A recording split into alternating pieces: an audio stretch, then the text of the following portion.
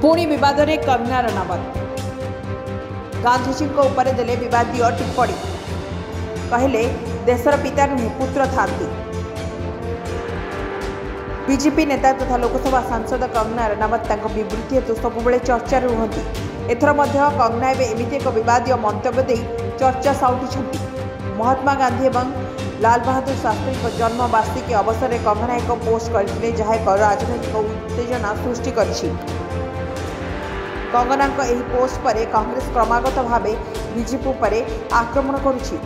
गांधीजी 155तम जन्मवार्षिकी एवं शास्त्री 120तम जन्मवार्षिकी रे कंगना रनावत इंस्टाग्राम रे देशर पिता नुहति देशर पुत्र बोली लिखिथिले। भारत रे एही पुत्र माने धन्य।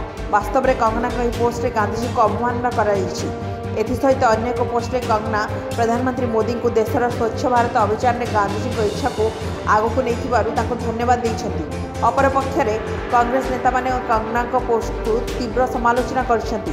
कांग्रेस नेता सुप्रिया श्रीनेट गांधी अशालीन मंतव्य पाई कंगना रनावत को टार्गेट करछन्ति। महात्मा गांधी जन्मवार्षिकी बीजेपी सांसद कंगना विवादीय मंतव्य देइथिले। गोडसे भक्त मैंने ही बापू एवं शास्त्री मध्य भेदभाव करती। नरेंद्र मोदी दलर नूतन गोडसे भक्त को हृदय क्षमा करेंगे कि?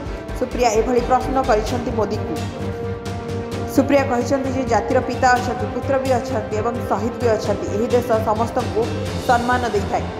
पंजाब बीजेपी वरिष्ठ नेता मनोरंजन कालिया रनावत पोस्ट कहते क्षुद्र राजनैतिक कैरियर रे कंगना क्रमागत भाव विवादीय विवृत्ति दे चली। तेणु से कहवा पूर्व चिंता करने उचित। राजनीति कंगनाकर क्षेत्र नुहे।